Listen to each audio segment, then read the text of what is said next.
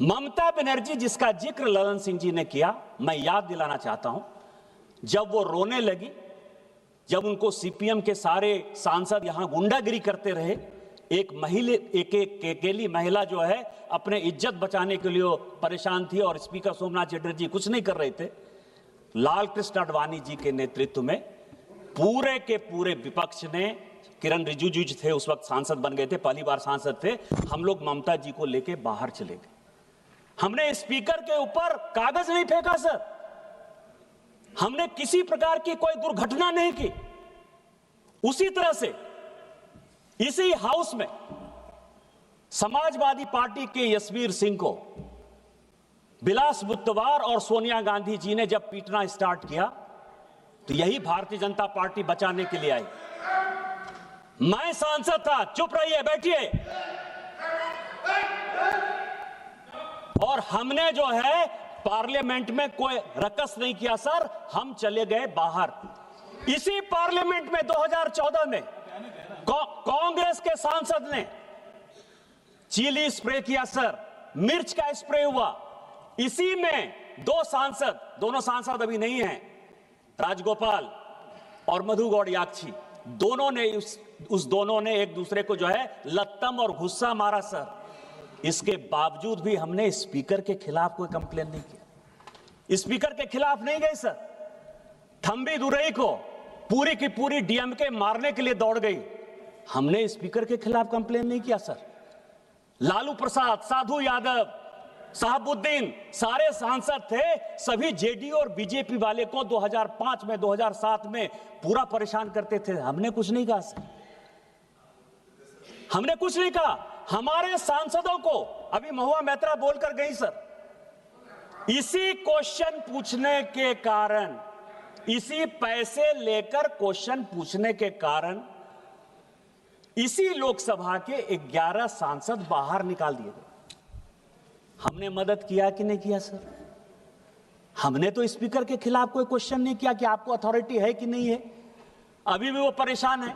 क्या दर्शन हीरानंदानी से पैसे लेके, बॉबी ब्राउन का जो है पूरा लैपटॉप और ये सब लेके आप बात करिएगा, आप पार्टी से बाहर नहीं निकलिएगा, आप संसद से बाहर नहीं निकलिएगा, आप आ गए तो इसका क्या मतलब है? दूसरा सवाल यह है सर, दूसरा सवाल यह है सर, सुनिए, ये कि लोगों को मेंशन जो हुआ वो रिकॉर्ड में नहीं जाएगा, नाम बाकी बोलो। दूसरा सवाल यह है सर, जो व्यक्तिगत है उसको निकाल दीजिए सर। अरविंद सावंत बोलते हैं बड़ा पीड़ा हुआ, स्वाभाविक है पीड़ा हो गया, इसीलिए पीड़ा हुआ कि राहुल गांधी जी और प्रियंका गांधी जी नेहरू परिवार के यहां सदस्य यहां बैठते हैं, आपको बड़ा पीड़ा हुआ। मौत का सौदागर प्रधानमंत्री हत्यारा है, चौकीदार चोर है, प्रधानमंत्री चोर है, डकैत है, देश को बेच दिया, लीडर ऑफ द अपोजिशन इतनी बातें बोलता रहा, आपको शर्म नहीं आती है? यदि नरेंद्र मोदी को कोई बच्चा नहीं है तो क्या उनको डिफेंड करने वाला कोई नहीं है? वो भारतीय जनता पार्टी के नेता हैं और इस देश के प्रधानमंत्री हैं। एक नहीं 1000 बार यदि बोलना पड़ेगा तो हम बोलेंगे। और मैंने क्या कहा सर? मैंने क्या कहा सर? मौत का सौदागर सोनिया जी ने on the floor of the house कहा है, हत्यारा उन्होंने on the floor of the house कहा है। क्या बात कर रहे हो? और मैंने तो किताब कोट किया सर, मैंने तो किताब कोट किया सर, और आज भी किताब लेकर आया हूं। ये एडविना माउंटबेटन की बेटी है सर, वो कहती है कि महात्मा गांधी की हत्या हो गई 30 जनवरी 1948 को, और उसके बाद जो है गम मनाने के बदले नेहरू एडविना माउंटबेटन के साथ एक कमरे में अलग से बंद थे, और फादर ने और उसने जो है, मैं तो किताब कोट कर रहा हूं,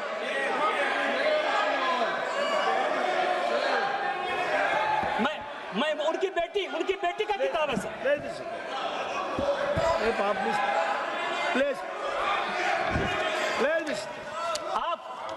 आप देश बेचने की बात कर रहे हो?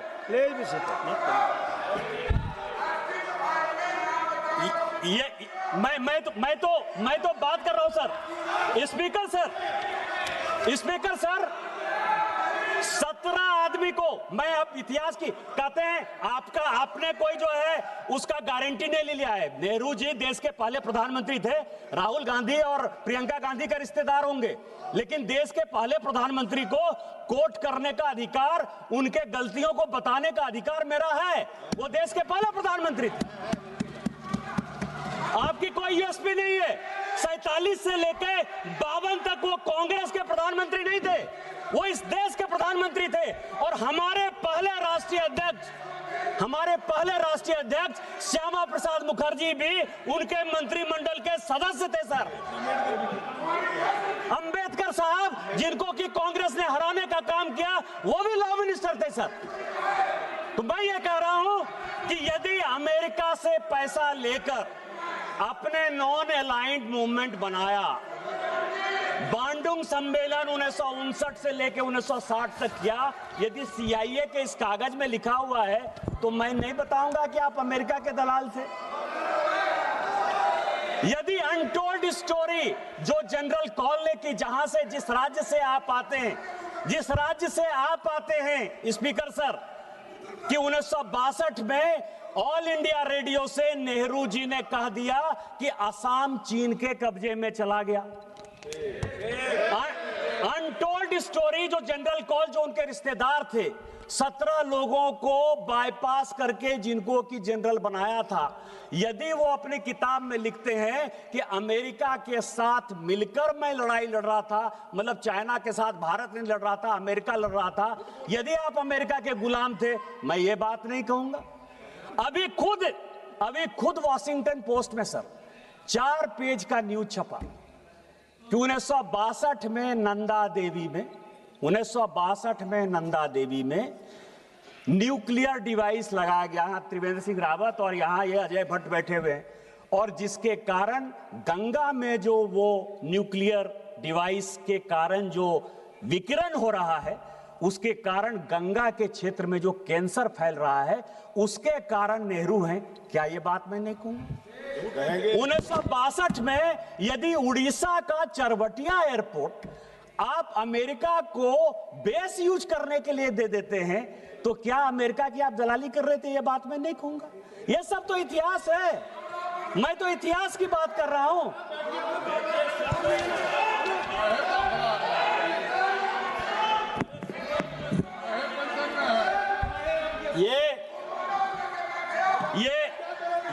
ये रिजोल्यूशन है सर, ये रिजोल्यूशन है और इस रिजोल्यूशन में leader of the propaganda, LOP का जो मतलब मैं समझता हूं सर, क्योंकि इसमें काफी क्लियर नहीं है। लीडर ऑफ द प्रोपगंडा, जब एक इग्नोरेंट आदमी एरोगेंस का शिकार हो जाए, तो हमारे हिंदी में एक कहावत है कि फटा पोस्टर निकला हीरो। फटा पोस्टर निकला हीरो। जब एक इग्नोरेंट आदमी एरोगेंस का शिकार हो जाए तो क्या होता है? वो लीडर ऑफ प्रोपगंडा होता है। और LOP के बारे में ये पूरा इसमें डिस्क्रिप्शन है सर। कॉल एंड सगदर ने लिखा है कि लीडर ऑफ द अपोजिशन कौन होगा और लीडर ऑफ द अपोजिशन के क्या अधिकार होंगे। आज चिल्ला रहे हैं LOP को बोलने देते हो, LOP को नहीं बोलने देते हो। मैंने भी सोचा कि इसमें जायज है कि LOP को बोलने नहीं देते हो। संविधान में तो LOP लिखा ही नहीं, कॉन्स्टिट्यूएंट असेंबली के डिबेट में हुआ ही नहीं।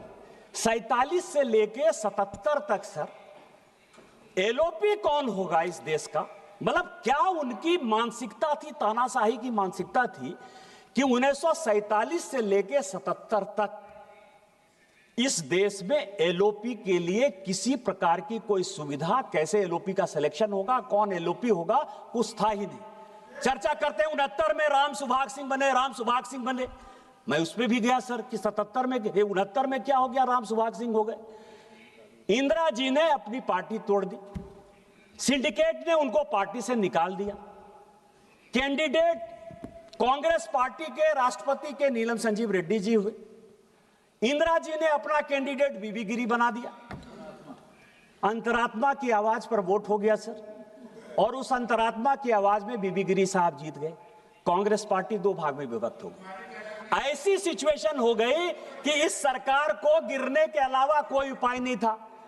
तो शेखर गुप्ता एक बड़ी अच्छी किताब लिखते हैं, द लेफ्ट ओवर्स, कि कांग्रेस जब जब लेफ्ट होने की कोशिश करती है वो देश का कबाड़ा करती है और अपना कबाड़ा करती है। और उसने 1969 में अपनी सरकार बचाने के लिए लेफ्ट पार्टी का सहारा ले लिया। चूंकि कांग्रेस का जो दूसरा फैक्शन था, मतलब बाप बेटा पंच, बरदा का दाम 5 आना जो हमारे यहां कहा जाता है, तो राम सुभाग सिंह जो कि 1962 से लेके 1969 तक किसी न किसी, चाहे वो नेहरू जी हो, चाहे शास्त्री जी हो, चाहे वो इंदिरा जी हो, सभी के मंत्रिमंडल के वो सदस्य रहे सर। उनको उन्होंने कहा कि नहीं नहीं आप, अरे सबसे बड़ी पार्टी थे यार, आपको तो चलने ही नहीं देते। लेकिन 77 में जब हमारी सरकार आई, कई एक लोग कहते हैं अरे आप तो 80 में आई, आपको पता ही नहीं है कि 77 में हमारी सरकार थी। जनता पार्टी में इस देश के लिए हमने विलय कर दिया। इमरजेंसी के खिलाफ हमने अपने आप को खोना। देश क्या होता है, देश के प्रति राष्ट्रभक्ति क्या होती है, ये आपको सुनना चाहिए। मैं आपको एक इंसिडेंट बताना चाहता हूं स्पीकर महोदय, आपके माध्यम से अरविंद सावंत जी को, चले जाइएगा पार्लियामेंट के लाइब्रेरी में। 1969 में एक क्वेश्चन है कि बाला साहब ठाकरे ने गोली क्यों चलाई और उस गोली के लिए बाला साहब ठाकरे का रिवॉल्वर का लाइसेंस क्यों नहीं निरस्त कर दिया जाए। जवाब आया कि उनकी वाइफ पर जो है कांग्रेस के गुंडों ने अटैक किया था, इसलिए बाला साहब ठाकरे ने जो किया, ये ऑन द रिकॉर्ड है, मैं ऑन रिकॉर्ड ये बातें कर रहा हूं। 69 का क्वेश्चन है और बाला साहब ठाकरे का वो बयान है कि मैं मरना पसंद करूंगा लेकिन कभी भी इंदिरा गांधी और कांग्रेस का साथ नहीं दूंगा। क्या बात कर रहे हैं? मैं हिल्ड नहीं कर रहा हूं सर, मैं हिल्ड नहीं कर रहा हूं। इसमें सभापति महोदय, एक हमारे यहां कहावत है, कि पूत कपूत तो क्या धन संचय। भाषण के बाद आप बोलेंगे, निशिकांत जी के भाषण के बाद आप बोलेंगे। पूत कपूत तो का धन संचय, पूत सपूत तो का धन संचय। और ये पूरा का पूरा जो है, ये पूरा का पूरा जो मामला है कि leader of the party, leader of the partition या लीडर ऑफ प्रोपगंडा इस तरह की हरकतें क्यों करते? 95 चुनाव हार चुके, मीडिया उनको सीरियसली नहीं ले रहा है, देश उनको सीरियसली नहीं ले रहा है। हालत क्या हो गई है कि आप ये समझिए कि जब सोनिया जी ने इस पार्टी को छोड़ा तो 206 उनके लोकसभा के सांसद थे सर। जब राहुल गांधी जी के बाद ये पार्टी गई तो वो 44 पे चली गई। दूसरा जब चुनाव आया तो वो 50 पर चली गई। इसके बाद सोनिया जी को लगा कि अकेले से नहीं हो पाएगा, तो पार्टी एकदम खत्म ही कर देगा, तो प्रियंका गांधी को उन्होंने जो है उसके साथ भेज दिया। तो अभी 99 सीट पर जो है पहुंच गए सर। इसके बाद जो है वो फिर से खत्म होने के कगार पर हैं। इसी कारण से लाइमलाइट लेने के लिए अब लड़ाई हो रही है कि प्रियंका जी नेता बनेंगी कि ये बनेंगे। इस कारण से जो है ये इस तरह की हरकत कर रहे हैं सर, केवल देशद्रोही हरकत कर रहे हैं। और अभी तो प्रियंका जी चली गई। मैं कहने वाला था सर कि गांधी परिवार में जो आदमी पैदा होता है वो प्राइम मिनिस्टर इन वेटिंग होता है, एलओपी नहीं होता है, लीडर ऑफ प्रोपगेंडा नहीं होता है सर, लीडर ऑफ अपोजिशन नहीं होता है, प्रधानमंत्री होता है। अभी उनके बेटे की शादी होने वाली है, मैं उनसे रिक्वेस्ट करूंगा कि अपने बेटे के साथ मेरा फोटो खिंचा दीजिएगा, क्योंकि लड़ाई तो वही है ना। वो राजा है सर, हम रंक हैं। गांधी परिवार में कोई पैदा हो गया, उसको इस देश पर राज करने का अधिकार है, स्पीकर बनाने का अधिकार है, राष्ट्रपति बनाने का अधिकार है, उपराष्ट्रपति बनाने का अधिकार है, डायरेक्टर सीबीआई वो बनाएगा, सीएजी वो बनाएगा, चीफ जस्टिस ऑफ इंडिया वो बनाएगा। और ये जो नहीं बना पा रहे हैं 12 साल से, इसी छटपटाहट में वो माननीय ओम बिरला के खिलाफ जो है अविश्वास प्रस्ताव लेकर आए सर।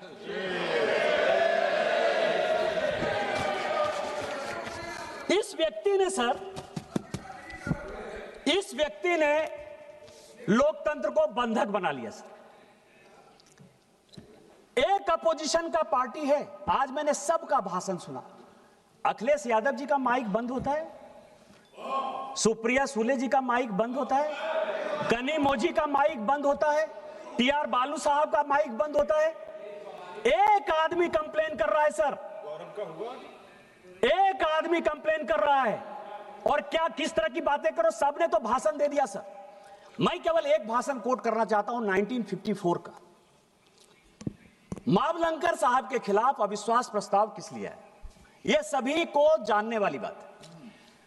ए.के. गोपालन साहब कम्युनिस्ट पार्टी के बड़े नेता थे, अघोषित तौर पर वो लीडर ऑफ द अपोजिशन थे। उनका चार्ज मावलंकर साहब पर यह था कि मावलंकर साहब ने कहा कि मैं स्पीकर हो गया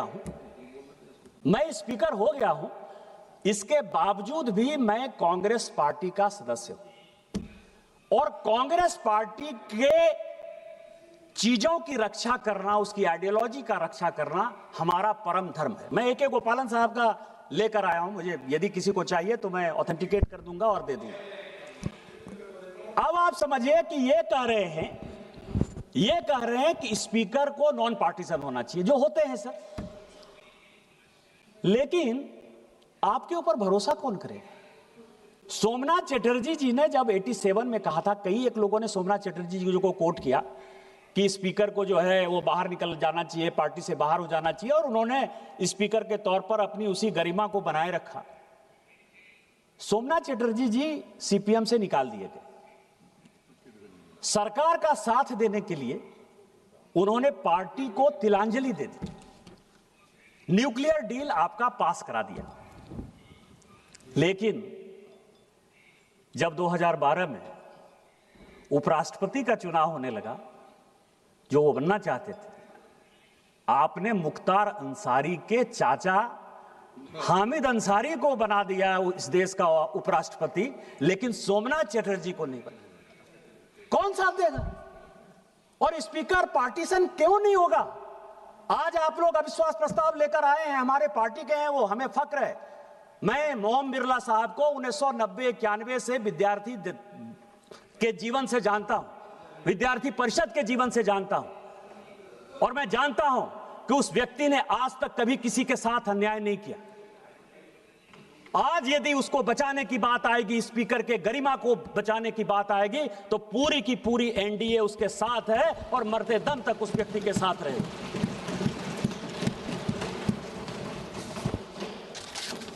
मैं जब लीडर की बात कर रहा था सर, कॉल एंड संघर की, तो सभी लोगों ने कोट किया कि कितनी बार वो पार्लियामेंट में बोले, 2004 में कितनी बार बोले, 2009 में कितनी बार बोले, 2014 में कितनी बार बोले। 2004 से 9 तक जब वो पहली बार सांसद बने सर, तो केवल एक बार बोले, और वो एक बार केवल उन्होंने कहा कि मैं राहुल गांधी ईश्वर की शपथ लेता हूं कि मैं सत्य निष्ठा से जो है भारत का संसदीय का जो है, इसके अलावा उन्होंने कोई बात नहीं की। 9 से संजोग से 9 में मैं आ गया था। 9 से 14 तक सर, जो पुराना पार्लियामेंट था ना, नहीं, जो पुराना पार्लियामेंट था, पुराने पार्लियामेंट में एक खंबा था सर। वो खंबा के बगल में जो है वो बैठते थे, और उनकी चौकड़ी थी सर, उनके मित्र मंडली थी, उससे वो बातचीत करके आते थे और चले जाते थे। जब उन्होंने मुंह खोला तो कलावती के बारे में मुंह खोला, और आज तक फिर कलावती का जो है उन्होंने ध्यान ही नहीं रखा सर। इसके बाद जब हमारी सरकार आई सर, मैं आपको बता रहा हूं कि वो किस तरह से, उनका जो टारगेट है सर, उनका टारगेट है कि 3% लोगों को, 140 करोड़ देश है सर, सभी को माननीय प्रधानमंत्री जी के ऊपर आशा है, विश्वास है, इस संसद के प्रति आशा है, विश्वास है। आपको क्या होगा, मनीष तिवारी चले गए, 105 मैं कोट करना चाहता था। आपको पता है कि 105 का जो संशोधन किया, सांसदों के सारे अधिकार को जो अमेंडमेंट किया, किसने किया? 1976 में, जब पूरी की पूरी पार्लियामेंट को बाहर कर दिया। आप तो अभी कह रहे हो कि बोलने नहीं दिया जा रहा है। पूरी पार्लियामेंट के विपक्ष को और अपने ही चंद्रशेखर जी, हेमवती नंदन बहुगुणा, जगजीवन राम, सबको जेल में बंद करके जो संविधान की पूरी हत्या कर दी, उसमें सांसदों के अधिकार को भी खत्म कर दिया, राष्ट्रपति के भी अधिकार को खत्म कर दिया। आपको पता है कि बोफोर्स के समय जब हल्ला हुआ तो 89 में जो है आपने 150 सांसद को जो है निकाल बाहर कर दिया था, उसको इस्तीफा देने के अलावा कोई अल्टरनेटिव नहीं रहा। किस संविधान की बात करते हो? यहां तो माइक की बात कर रहे हो यार। तो मैं ये कह रहा हूं कि उन्होंने जो है 2015 से क्या क्या बातें कही सर। उन्होंने 2015 से जो मुद्दे हैं सर, 2015 से एलओपी का है। सभापति महोदय, पूरी पार्लियामेंट के जितने स्पीकर हैं ना, जितने स्पीकर हैं वो स्पीकर के ऊपर सबसे बड़ा आरोप मेरे ही कारण लगा रहे हैं सर, मुझे ही गाली देते रहे। कोई ऐसा स्पीकर नहीं है जिसने कि मेरे बारे में नहीं बोला सर। मैंने चुपचाप सबकी बात सुनी है, मेरी बात उनको सुनना चाहिए। वो क्या कह रहे हैं सर? 20 अप्रैल सफाई दे।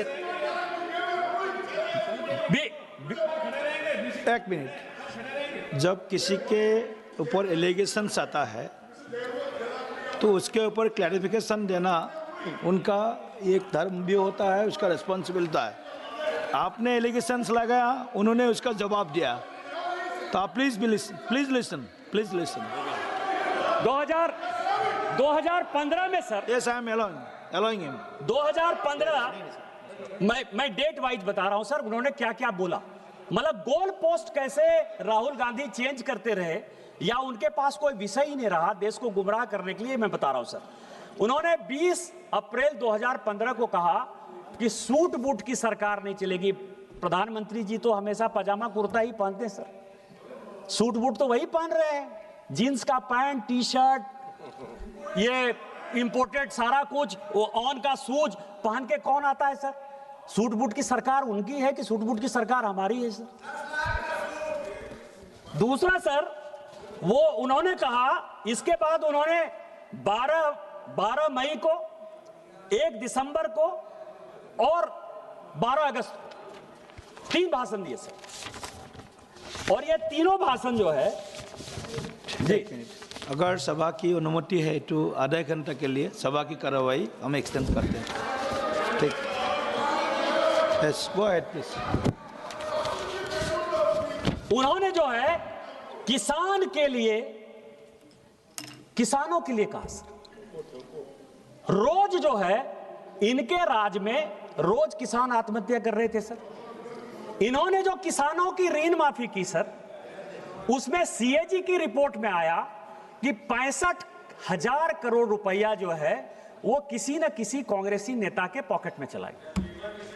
हमने जब माननीय प्रधानमंत्री जी ने तय किया कि हम किसान सम्मान निधि देंगे, और इनको जब लग गया कि हमारी पूरी बौखलाहट हो गई, तो पूरा का पूरा भाषण उन्होंने 2015 में जो है केवल और केवल किसानों को दे दिया। इसके बाद उन्होंने कहा सर, इसके बाद इन्होंने जो अच्छी बात कही सर, इन्होंने 2016 का जो इनका भाषण था सर, कि वीके सिंह सबसे घटिया आदमी है और कन्हैया कुमार इस देश का सबसे बढ़िया आदमी है। इनके पास कार्यकर्ता तो मिलते नहीं थे सर, तो कम्युनिस्ट पार्टी का एक आदमी जेएनयू का अध्यक्ष हुआ, उसको उन्होंने इसी तरह पार्लियामेंट में बोल के अपने पार्टी में ले लिया। और जनरल वीके सिंह, जिसके ऊपर कि इन्होंने आरोप लगाया सेना को नरवाने, छोटा सा केवल उदाहरण है सर। इनकी जो मानसिकता है सेना में रिजेंटमेंट करवाने का, इनकी जो मानसिकता है डिक्टेटरशिप कराने का, इनकी जो मानसिकता है सेना को डिमोरलाइज करने का, वो जनरल वीके सिंह का था सर। कि जनरल वीके सिंह एक ऐसे जनरल हुए जिनका 1 साल बचा हुआ था, उसके बावजूद भी उनका जो है सर्टिफिकेट इन्होंने फॉर्ज किया और उनके ऊपर आरोप लगाया कि ये जो है कू करना चाहता था, देश के प्रधानमंत्री को हटाना चाहता था। ये 2016 का उनका बयान है सर। 2018 में किसकी बात करें? एचएएल की बात करें, डिफेंस की बात करें। डिफेंस में गांधी फैमिली को बड़ा इंटरेस्ट है सर। आपको पता है सर कि इन सारे डील में संजय भंडारी साहब, जो कि अभी भगोड़ा है, जिसने कि सभी तरह के डील किए सर, और इनके गांधी परिवार के साथ जिनके रिलेशन है, और जो लंदन का मकान है सर, वो भी गांधी परिवार को संजय भंडारी ने ही दिया है, और कोत्रोची और संजय भंडारी के कारण जो है पूरा का पूरा डिफेंस में जो है इनका इंटरेस्ट रहा सर। इसके बाद 2019 से लेके 22, 23, 24 ये पूरे हिंदू धर्म के खिलाफ चलते रहे, क्योंकि ना राजेंद्र बाबू सोमनाथ गए आज तक और ना राहुल गांधी जी आज तक अयोध्या गए। 500 साल के बाद रामलला का मंदिर अयोध्या में बना। इनके जो पार्टनर सब हैं वो लोग भी घूम के आ गए सर। लेकिन ये क्या कर रहे हैं? ये कह रहे हैं मुद्रा की बात कर रहे हैं। अभय मुद्रा होता है, शिव की उतनी मुद्रा होती है, ऐसे मुद्रा होता है। इस व्यक्ति को यही नहीं पता सर कि टोटल हिंदू धर्म में 399 मुद्रा होता है, और 399 मुद्रा का यदि 20 मुद्रा भी बता दे तो मैं राजनीति से संन्यास ले लूं। अभी आए, खड़ा हो जाए और जाके बोल दें। लेकिन ये केवल 4 मुद्रा, शिव की ये मुद्रा, गुरु नानक की ये मुद्रा, ईसा मसीह की ये मुद्रा, केवल इन्होंने हिंदू धर्म को कैसे खत्म करना है सर, उसके बारे में गए। अब मैं आता हूं सर जो मुख्य पॉइंट, और जो कॉल सगदर कहता है कि लीडर ऑफ द अपोजिशन को या लीडर ऑफ द पार्टीशन को या लीडर ऑफ द प्रोपगंडा को, जो भी कह लीजिए सर, या एक इग्नोरेंट आदमी जब एरोगेंट हो जाता है, वो जब विदेश जाए तो वो भारत की ही बात करे। यदि वो लीडर ऑफ द अपोजिशन अपने आप को मानता है, पॉलिटिकल डिफरेंसेस जितने भी हों वो भारत की ही बात करता है।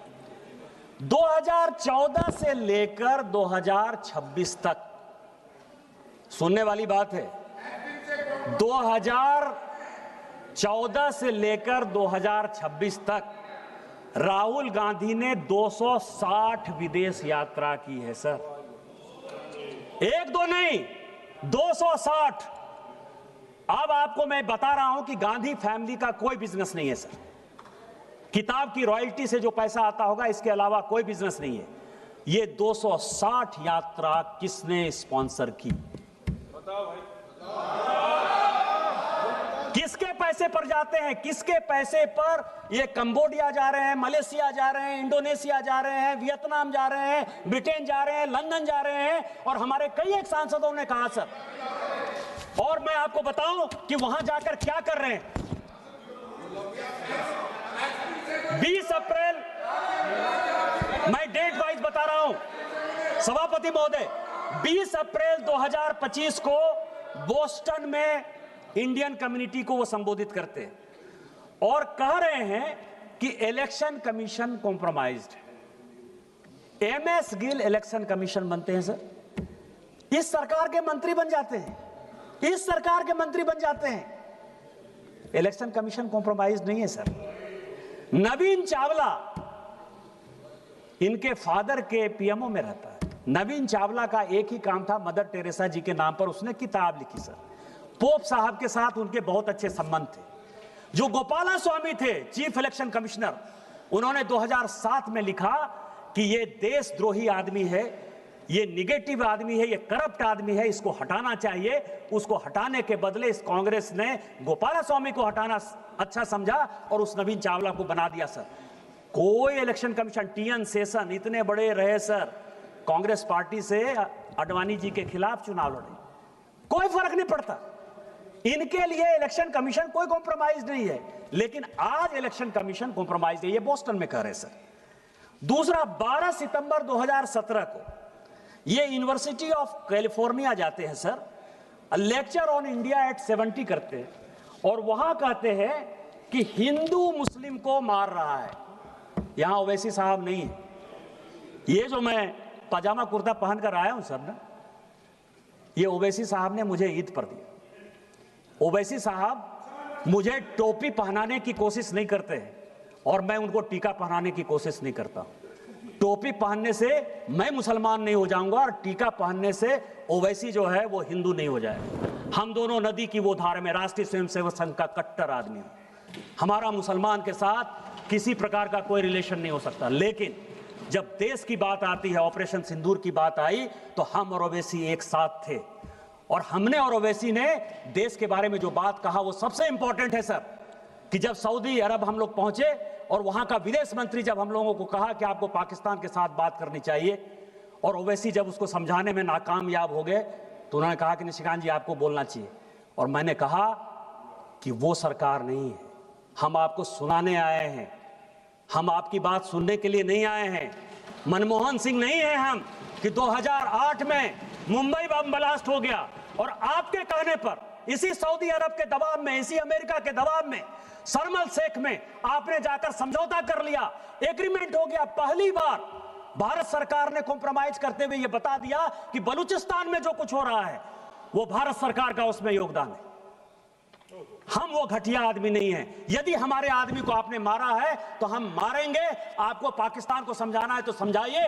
हम और ओवैसी ने कहा, क्योंकि जब ये नदी चलती है सर, हम नदी की दो धार हैं, लेकिन नदी गंगा सागर में जब मिलती है, समुद्र में मिलती है, तो वही भारत में अनेकता में एकता होती है। हम भारतीय हैं पहले, और यही बात कहने के लिए हम और ओवैसी साथ गए थे। तुम किस हिंदू मुसलमान की बात करते हो? ओवैसी के ऊपर अटैक हो गया, एक बार भी पूछने के लिए गए कि तुम पर गोली किसने चलाई? क्या बात कर रहे हो? केवल मुसलमान के वोट बैंक की पॉलिटिक्स करते हो।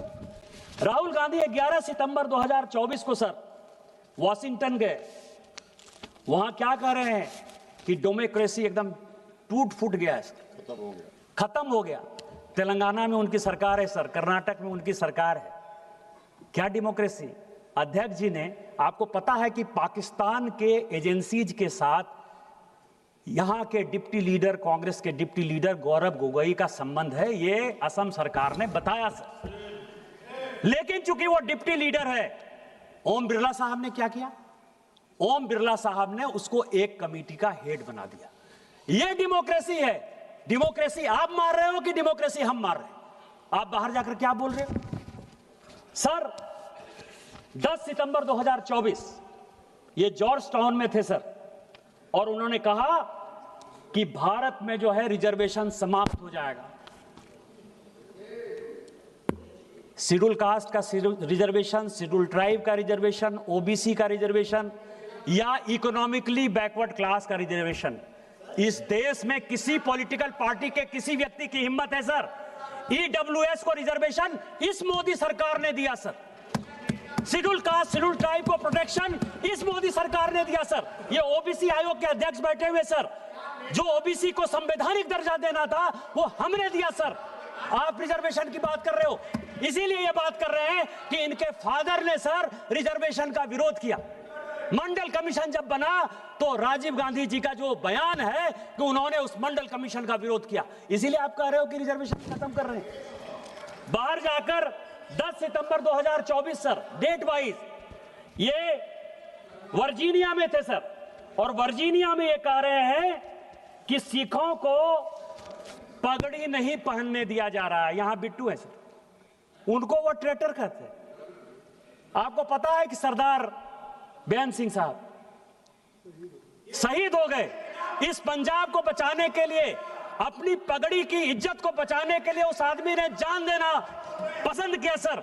उनके पोते को वो आदमी ट्रेटर कह रहा है, और ये आदमी बाहर जाकर कह रहा है कि पगड़ी सुरक्षित नहीं है, जिससे कि पाकिस्तान जो है खालिस्तानियों को बढ़ावा दे, दुनिया करे, और पंजाब जो है इस देश से अलग हो जाए। सर 10 दिसंबर 2024 जॉर्ज टाउन में ये कह रहे हैं युवाओं को रोजगार नहीं मिल रहा है। आपने कौन सा रोजगार दे दिया? 2004 से लेके 24 तक जो बेरोजगारी का परसेंट था सर, 14% लोग बेरोजगार थे 2004 से 14 तक। आज कितना परसेंट है? आज केवल और केवल 6% है सर। कहां 14% बेरोजगारी, कहां 6% बेरोजगारी?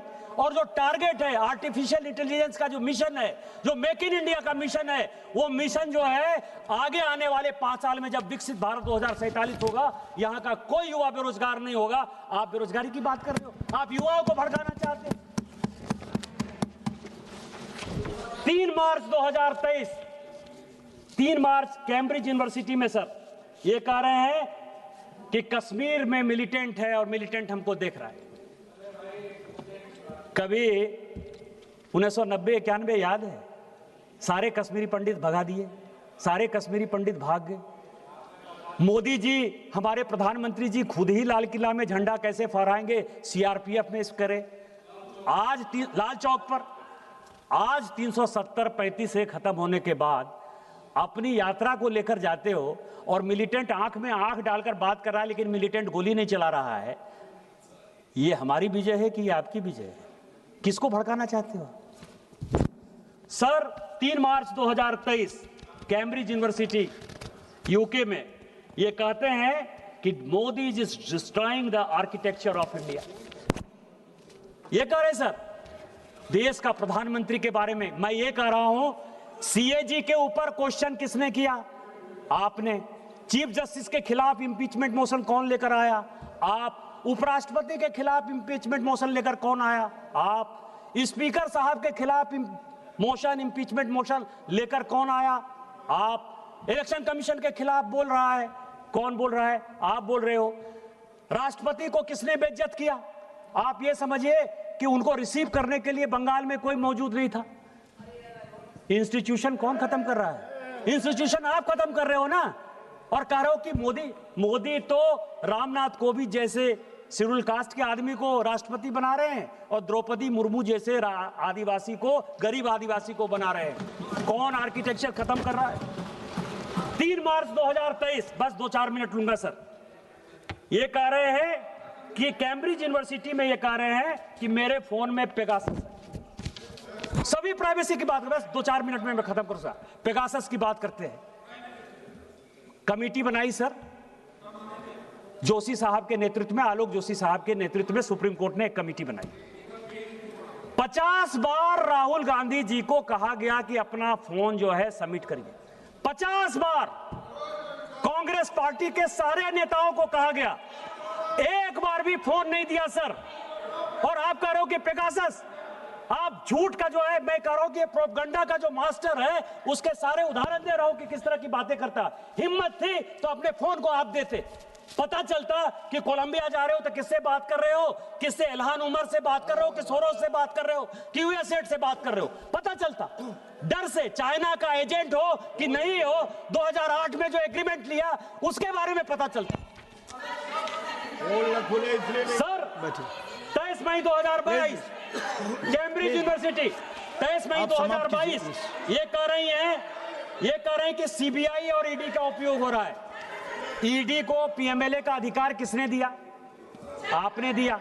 आज तक सीबीआई का कानून नहीं बन पाया है सर। करुणानिधि जी को, यहां बैठे हुए हैं डीएमके के लोग, ये कांग्रेस का साथ देते हैं। 1977-78 में सर पहली बार इसी सीबीआई को लगा के इंदिरा गांधी जी ने करुणानिधि जी को जो है करप्शन के केस में बाहर किया। बस 2 मिनट में खत्म करता हूं। इस तरह के सैकड़ों उदाहरण है। भाई केवल स्पीकर साहब, प्लीज स्पीकर साहब, 1 minute please, 1 minute only. Speaker साहब, मैं कंक्लूड कर रहा हूं। एक कहावत है सर कि बूढ़ा बंस कबीर का उपजा पूत कमाल। ये कमाल है सर। ये अंतिम राजा है। बहादुर शाह जफर ने जिस तरह से देश को खत्म किया, ये कांग्रेस को खत्म करेगा। मैं केवल एक बात से सहमत हूं सर कि ओम बिरला साहब को स्पीकर साहब, ओम बिरला साहब को 2 चीजों की सजा जरूर मिलनी चाहिए। वो ये सजा है कि यहां जो 543 मेंबर ऑफ पार्लियामेंट हैं, इसको उस व्यक्ति ने आवाज दी सर। उस आदमी को अपना क्षेत्र का मुद्दा उठाने के लिए आवाज दी। और दूसरा, कोरोना काल में कोई सांसद नहीं मरे, सारे सांसदों का हाल चाल लिया, उसको डॉक्टर पहुंचाया, उसकी जान बचाई। इसी कारण से ओम बिरला साहब को यह सजा देने को तैयार हैं। मैं इसके विरोध में खड़ा हूं। आपने मुझे मौका दिया। जय हिंद, जय भारत। बहुत बहुत धन्यवाद। Honourable member Shri T Uday Srinivas ji, T Uday just please कर लूंगा मैं। आई विल चेक, मैं इसको चेक करूंगा। अगर कोई भी ऐसा अनकॉन्स्टिट्यूशनल वर्ड है उसको निकाल देंगे, ठीक है? ओके। श्री उदय निवास जी।